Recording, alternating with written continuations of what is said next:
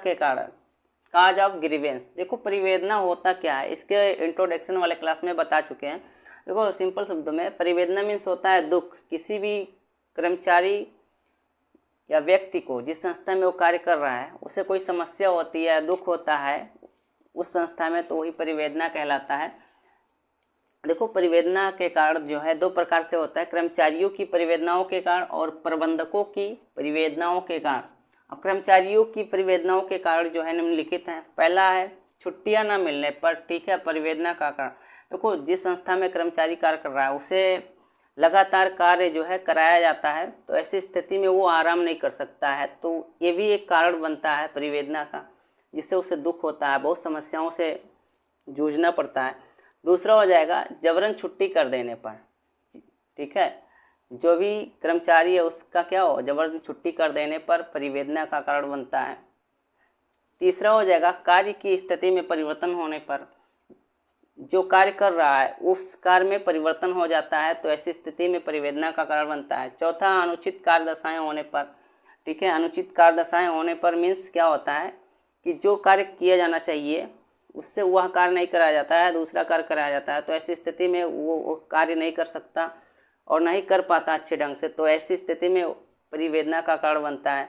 पांचवा है सामूहिक सौदेबाजी के अनुबंधों के भंग होने पर, कर्मचारी और प्रबंधक के मध्य जो सौदा हुआ था या अनुबंध बनाया गया था वो भंग होने पर परिवेदना का कारण बनता है, ठीक है। उसके बाद में 6 है सुरक्षा एवं स्वास्थ्य पर पर्याप्त उपाय न होने पर, कर्मचारी के लिए शिक्षा की, स्वास्थ्य की व्यवस्था होनी चाहिए और सुरक्षा दोनों की व्यवस्था होनी चाहिए।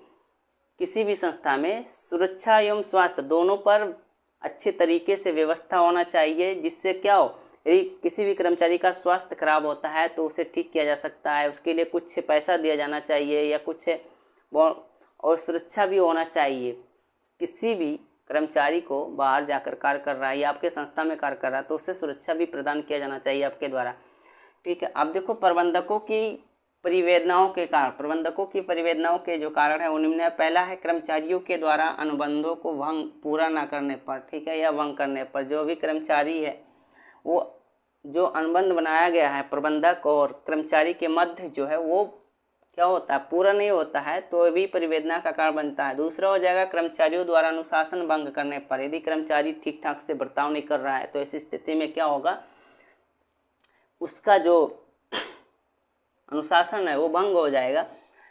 मतलब कर्मचारी और प्रबंधक के बीच या प्रबंधक के बीच आपसी तालमेल ठीक ठाक नहीं रहता है, ठीक है, तो ऐसी स्थिति में क्या होता है, छोड़ो। दूसरा हो जाएगा कर्मचारियों द्वारा अनुशासन भंग करने पर, ठीक है, जो भी कर्मचारी संस्था में कार्य कर रहे हैं वो अनुशासन में नहीं रहते हैं, बल्कि जो कंपनी के या संस्था के रूल नियम है वो फॉलो नहीं करते हैं, तो ऐसी स्थिति में जो है उनका अनुशासन भंग हो जाता है, जो परिवेदना का कारण बनता है। तीसरा हो जाएगा कर्मचारियों के द्वारा धीरे धीरे कार्य करने पर, कुछ कर्मचारी ऐसे होते हैं जो कार्य अच्छे तरीके से करना जानते हैं फिर भी करते नहीं हैं, तो ऐसी स्थिति में वो भी परिवेदना का कारण बनता है।